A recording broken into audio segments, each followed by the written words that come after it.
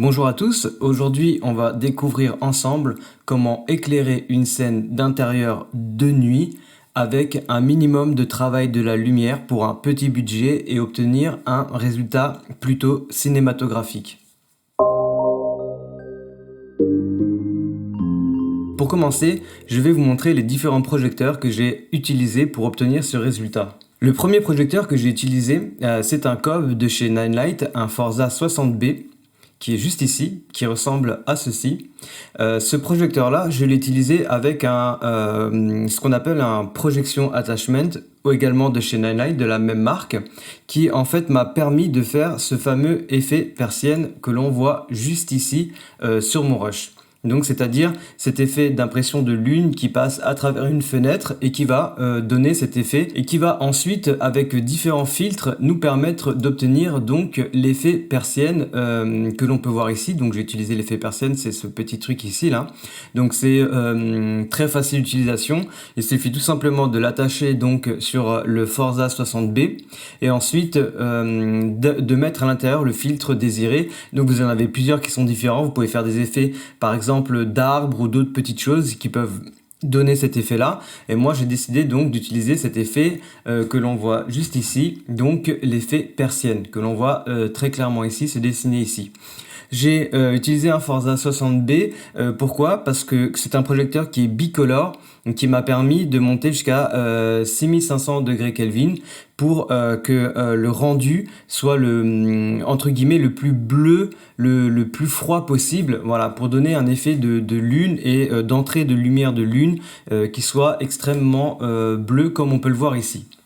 Ensuite, le deuxième projecteur que j'ai utilisé donc pour éclairer mon personnage ici, que j'ai placé en fonction donc de ma lumière de jeu qui est ici, pour venir dégager le visage et donner cette impression que c'est cette lumière de jeu ici qui éclaire mon personnage. Pour ceci, j'ai utilisé le projecteur suivant, qui est un projecteur donc souple de chez Falcon Eyes. C'est pas très cher à la location, hein. Tous les projecteurs que je vous montre, c'est vraiment petit budget. Donc ça ressemble à ça. Voilà le projecteur donc que j'ai utilisé, pareil donc qui est bicolore et RGB, et celui-là je l'ai mis à 3200 degrés Kelvin pour correspondre à la température de couleur donc de ma lumière de jeu. Et voilà le résultat avec seulement deux projecteurs. Donc on a dans cette scène là tout simplement une lampe qui est allumée ici. On a ensuite l'effet persienne qui est ici, et ensuite on a de ce côté-là, vers la droite là de mon image, à côté de la lampe qui est ici, le projecteur de chez Falcon Eyes qui va venir éclairer le visage. Sur le projecteur de chez Falcon Eyes, j'ai bien évidemment mis dessus une chiméra pour que la lumière soit très douce, ainsi que ce qu'on appelle un nid d'abeille. C'est en fait un petit cadre, donc comme son nom l'indique, qui va ressembler fortement à des alvéoles d'abeilles, qui va permettre en fait de diriger la lumière pour qu'elle ne parte pas dans tous les sens. Donc pour résumer tout simplement, on a ici donc notre scène uniquement donc avec la lumière de jeu qui est ici, d'accord ?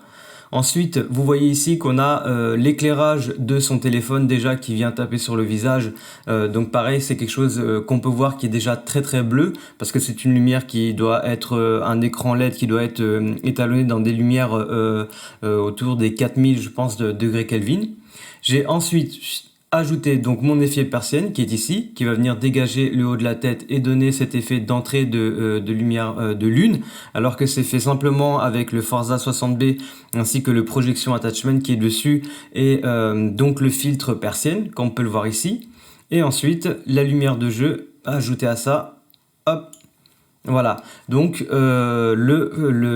comment s'appelle-t-il déjà? Le Falcon Eyes qui vient ici se diriger, donc on peut le voir, hein, qui est pratiquement face à mon personnage ici, pour éclairer et dégager toute cette partie-là. D'accord, que ça corresponde et que vous voyez, ça n'aille pas taper sur le mur pour qu'on en ait et que la lumière ne bave pas partout. Donc le résultat, c'est celui-là. Maintenant, si je prends mon rush ici, que je vais glisser dans ma timeline à la suite, voilà, qui a été donc filmé totalement donc avec une Blackmagic 6K, donc avec le RAW de chez Blackmagic. On va aller voir tout de suite ça dans l'étalonnage. Hop, dernier ici. Je vais donc enlever. Voilà ce que j'ai comme résultat. Donc là, c'est sans lutte, c'est brut, donc c'est tourné en RAW de chez Blackmagic.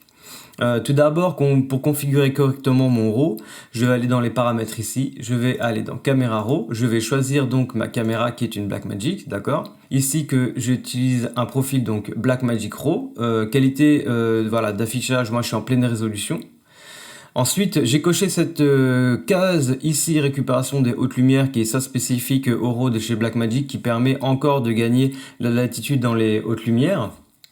Donc en termes d'espace colorimétrique, je suis sur les métadonnées de la caméra, balance des blancs comme dans la prise, donc comme moi je l'ai fait. Donc sachez que ma balance des blancs, moi j'étais autour des 3400 degrés Kelvin pour avoir quelque chose d'un peu plus chaud et d'avoir une carnation de peau assez chaude. L'espace colorimétrique, donc j'ai choisi le Blackmagic Design et dans les gammas, je suis dans le Blackmagic Design Film. Ok, une fois que tout ça est bien réglé donc dans les paramètres de la caméra, dans les paramètres donc de notre projet, on peut avoir ici donc les informations de la prise. Donc imaginons maintenant que je fasse plan. On peut voir donc que c'est en Gen 5, balance des blancs comme dans la prise, l'espace colorimétrique Blackmagic Design, les gammas Blackmagic Design Film. On voit que je suis à 640 ISO et une température de 3400 degrés Kelvin. Voilà, donc ça pour le moment j'y touche pas, j'ai réglé ma caméra comme ça et c'est ce que je voulais avoir en termes de résultats. Donc pour moi ma balance des blancs est ok. Ensuite on va passer donc à la colorimétrie de ce plan, c'est ça qui nous intéresse aussi, c'est de savoir comment donner ce rendu aussi cinématographique, parce que ça va se passer forcément évidemment donc dans la façon dont on a éclairé ce plan et évidemment dans la colorimétrie après qu'on va y assigner. Je vais donc me rajouter immédiatement 3 petits nœuds ici avec le premier, mon exposition, avec le deuxième, mes contrastes,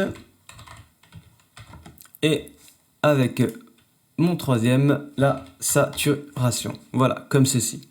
Donc je vais commencer, bien évidemment, alors je manipule avec mon panel contrôle de chez Blackmagic Design. Donc là en fait tout simplement ce que je fais, c'est que, alors où est-ce que je peux vous afficher ça? Ce que j'aimerais bien afficher, voilà, ce sont mes scopes ici. Donc je vais réinitialiser ça.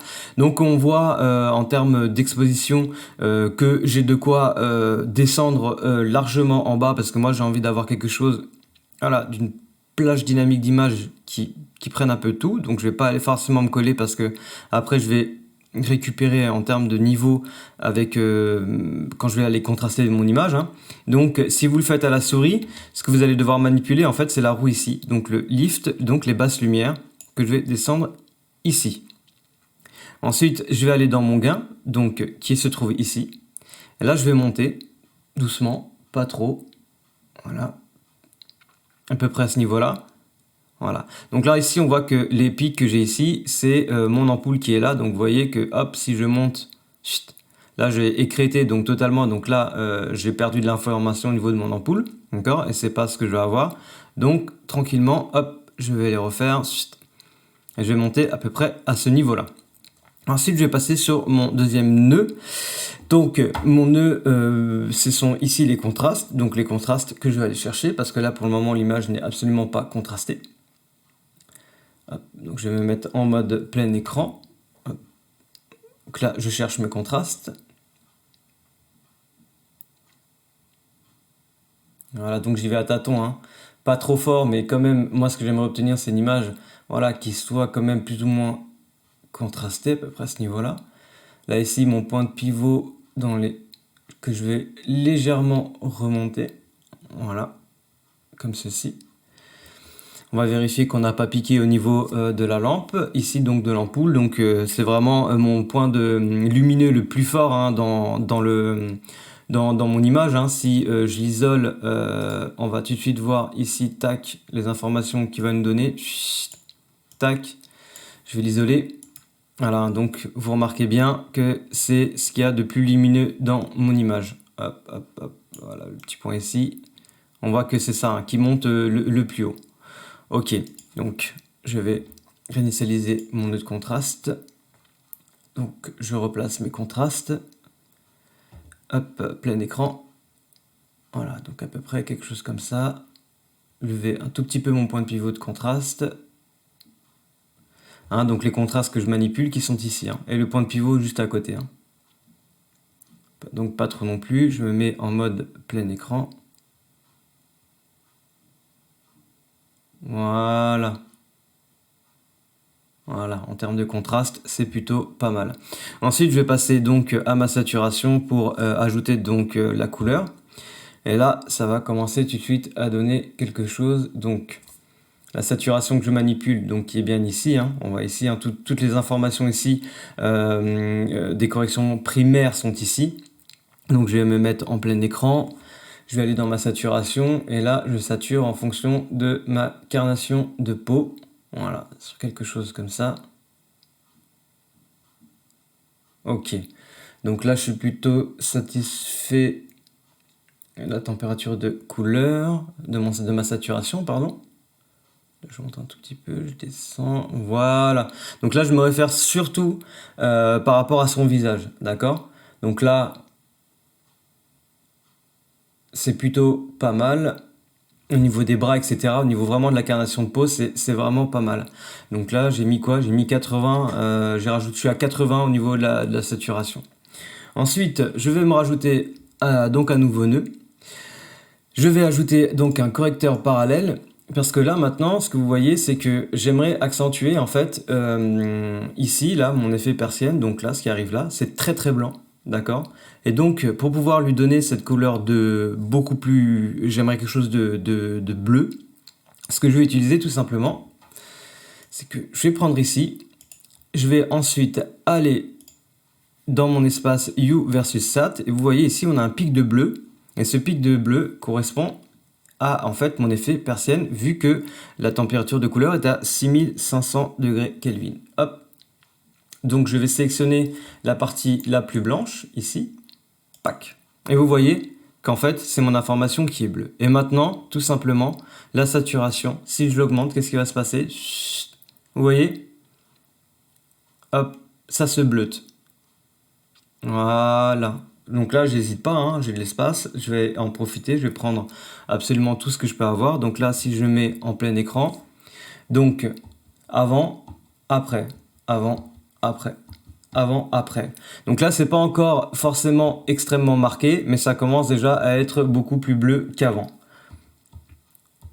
Voilà, donc là, c'est déjà plutôt pas mal. Ensuite, ce que j'aimerais, c'est réchauffer ici, ce côté-là, et le rendre bien, donc beaucoup plus, plus jaune, plus chaleureux. Pour ça, c'est pareil. Donc là, hop, on va renommer le nœud, et marquer persienne. Ok. Et ici, je vais marquer donc lampe. Et je procède de la même façon ici. Je vais aller récupérer donc le blanc qui est autour ici. Et là, on va voir que comme c'est le pic ici de chaleur qui est juste là, je le sélectionne. Vous voyez. Et là, maintenant, qu'est-ce qui se passe si j'augmente la saturation? Je gagne de la chaleur. Ok. Et donc là, c'est vraiment ce que j'ai besoin. Moi, je veux quelque chose de très chaleureux. Donc, j'hésite pas. Vous voyez, hein, j'y vais un peu comme un bourrin. Et donc là, voilà. On voit donc sans... avec, sans, avec. Voilà. Donc, ça ajoute un côté, voilà, bien plus. Donc, attention à pas non plus aller trop fort pour dégrader l'image et la couleur. Donc là, si on lit, on commence à avoir un petit peu de bruit, mais ça, on va s'en occuper après.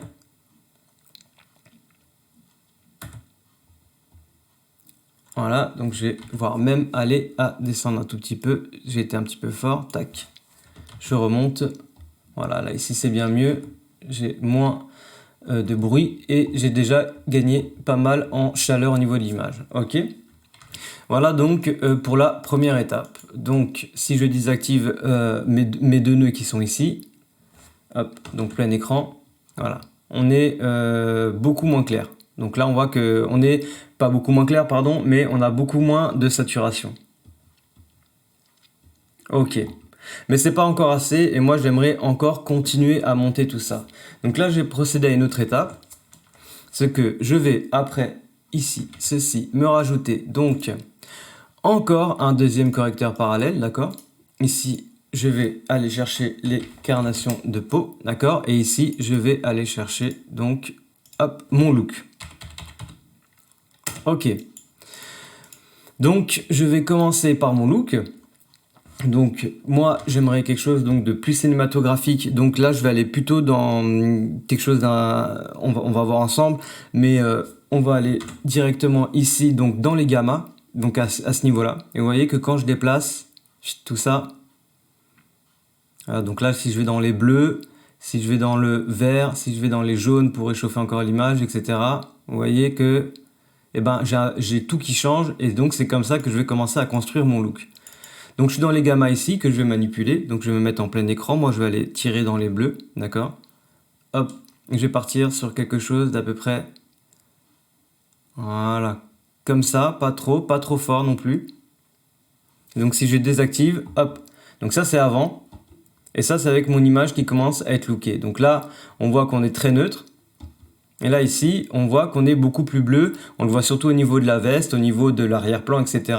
Que voilà, c'est totalement différent, mais du coup j'ai perdu un peu de chaleur au niveau des peaux, au niveau de mon jaune, etc. etc.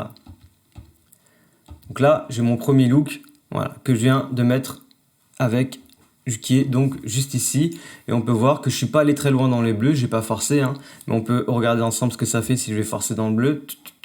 Voilà, c'est vraiment peut-être, voilà, là c'est trop fort, c'est trop exagéré, donc je vais revenir comme j'étais avant, donc je reprends le point de départ. Moi, je cherchais quelque chose, voilà, dans ces tons-là. Hop, viewer, voilà. Donc c'est assez léger, mais ça fait quand même toute la différence parce qu'on remarque que si je désactive, ça n'a quand même rien à voir. Ok, donc là ensuite, ce que je vais faire tout simplement, c'est que je vais aller travailler ma peau. Donc, ce que je vais faire, c'est que je vais aller ici dans ma pipette, donc Hue, saturation et luminescence. Hop, je prends ma peau ici, donc voilà, on peut voir que comme on est dans un espace comme on est dans les tons chauds, ça va forcément aller taper sur les couleurs chaudes. Et nous, ce qu'il faut qu'on arrive à faire ici, c'est isoler sa peau. Donc ce que je vais commencer, voilà, c'est un peu dégager ce qu'il y a en bas. Ici, je vais conserver. Ensuite, en termes de largeur, donc là, je vais cleaner hein, jusqu'à ce que j'obtienne ce que je veux. Exactement, et isoler au maximum sa peau. Voilà, sur quelque chose comme ça. On voit qu'il y a pas mal de bruit ici. Ça c'est ici, mais j'ai envie de voilà, conserver quelque chose comme ça. Ok. Là, ce que je vais faire pour me simplifier la vie, tout simplement, hop, c'est me créer forcément un petit masque pour sélectionner ce dont j'ai besoin. Donc moi, à savoir le visage. Hop, ok. Je me rajoute une deuxième courbe. Hop, et je viens sélectionner voilà cette partie là que je veux récupérer, donc les mains comme ceci. Donc voilà, j'ai bien isolé ça et maintenant que c'est isolé, ça va plus aller chercher à gauche à droite ce dont je n'ai pas besoin. Maintenant je vais encore cleaner ici, donc on va cleaner les noirs pour enlever voilà ces petits bruits qu'il y a ici. Hop, on va dégager les blancs, donc on va récupérer les petits trous qu'on ne devrait pas avoir. On va supprimer un peu le bruit, comme ceci, hop. Voilà, et on va pas hésiter à aller rajouter du flou comme ceci. Donc là, si je fais play, on voit que c'est isolé, qu'on a les doigts. On va peut-être même encore dégager un peu les blancs comme ceci. Voilà. Hop. Hop.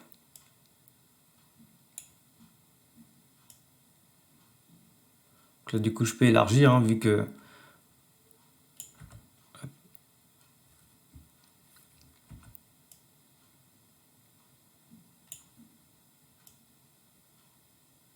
Voilà.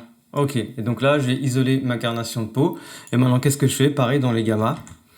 Et pour lui redonner une couleur, je vais tout simplement aller ajouter du rouge, voilà, comme ceci, pour que ce soit moins bleu. Donc, avant, après... Voilà, on va mettre un petit coup de sat. Pas trop vraiment très léger.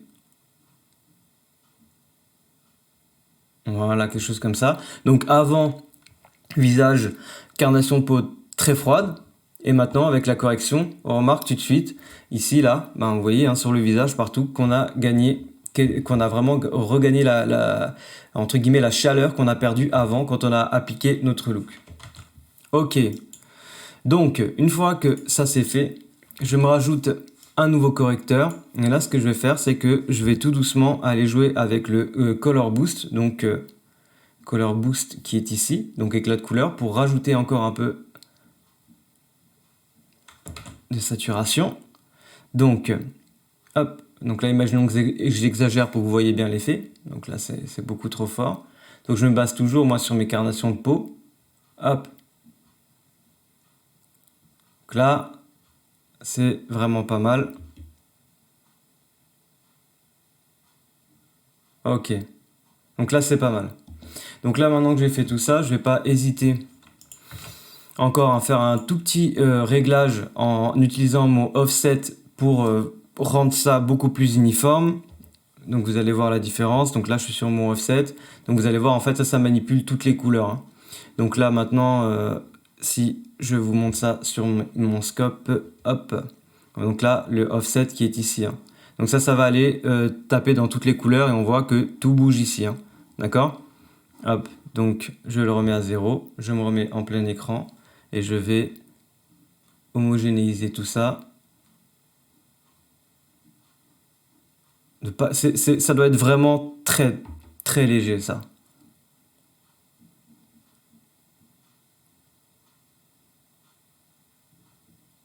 Voilà. Voilà. Ajouter un tout petit peu de bleu, c'est un petit peu fort. Je diminue un petit peu. Voilà. Ok, super. Donc, bien évidemment, là, j'ai oublié donc le boost. Et ici, offset. Ok. Je vais rajouter maintenant encore un nouveau nœud. Et là, que je vais appeler blue. Et là, je vais une fois de plus essayer d'aller retrouver encore ajouter de la saturation. Donc, dans mes bleus, je voudrais qu'ils soient encore plus forts. Donc là, vous voyez, j'en ai encore et je vais saturation. Voilà. Donc là, vous voyez, on se remet en plein écran.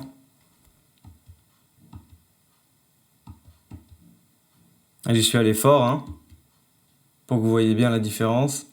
Hop. Hop. Donc là, tout ce qui est bleu a repris du peps. Donc c'est bien coloré. Moi, c'est ce que je cherchais à avoir comme look dans mon image, hein.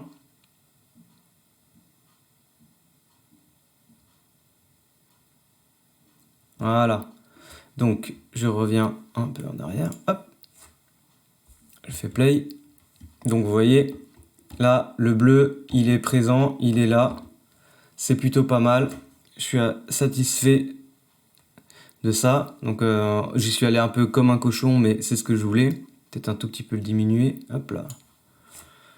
Hop, hop. Ok, c'est vraiment pas mal. Ensuite, je vais m'en rajouter un autre. Et là, je vais aller travailler donc mon jaune, encore une fois. Ok. Donc là, même opération. Hue et Sat. Je sélectionne ça ici. Et vous voyez, je vais aller redonner du peps. Voilà, comme ceci. Pas trop fort non plus. Donc là, on repasse en plein écran. Et vous voyez maintenant que c'est beaucoup plus chaleureux. Donc voilà à peu près mon étalonnage final, entre guillemets, parce que là, je vais pouvoir améliorer encore quelques petites choses. Notamment, vous voyez que on a un petit peu de bruit ici, là, dans les basses lumières. Pourquoi est-ce qu'on a ce bruit-là? Parce que on a utilisé sur le capteur, on lui a fait faire entre guillemets, le grand écart, hein, parce que ici, je crois que c'est un capteur qui doit avoir 13 stops.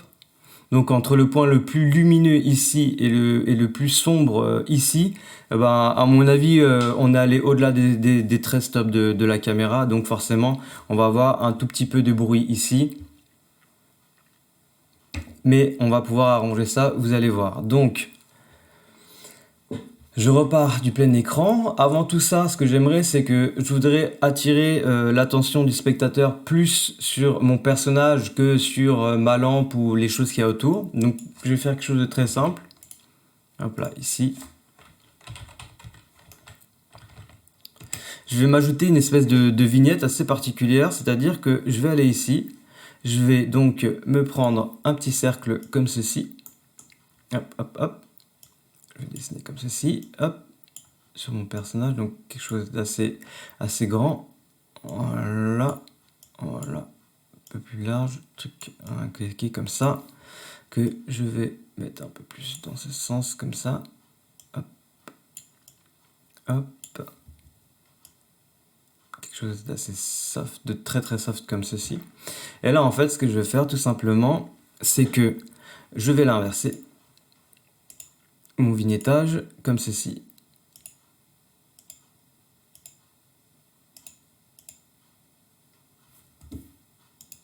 Donc là, on voit ici mon vignettage. Moi, ce que je veux, donc, c'est l'inverser. Voilà, comme ceci. Donc là, j'ai inversé donc mon vignettage avec cet outil ici. OK. Et pourquoi j'ai fait ça? Parce que maintenant, si j'enlève l'isolation, vous allez voir ce que je vais faire. C'est que je vais tout simplement, c'est que je vais mettre en plein écran. Hop, ici. Et vous allez voir que je vais prendre mes gammas et je vais les diminuer. Vous voyez? Comme ceci. Voilà, pas trop fort non plus. Quelque chose comme ceci, en fait. Hop, hop. Voilà. Quelque chose comme ça. Et vous voyez que si je désactive, et ben en fait, du coup, ça va concentrer beaucoup plus l'attention parce que j'ai assombri cette partie-là, d'accord? Et cette partie-là, d'accord? Hop. J'ai assombri tout ça pour que l'œil du spectateur soit beaucoup plus attiré vers cette partie de l'image, donc mon personnage, plutôt que vers tout le décor. Tout le reste du décor qui, là, sur le coup, ne l'intéresse pas trop. Donc je peux faire un tout petit peu moins. Hop. Et vous voyez, là, j'ai tout simplement assombri cette partie-là de l'image et cette partie-là de l'image vers la fin ici, pour que notre personnage ressorte plus que le reste. Pour accentuer encore cet effet-là de pénombre de nuit. Et donc là, on a vraiment un résultat qui commence à être vraiment chouette.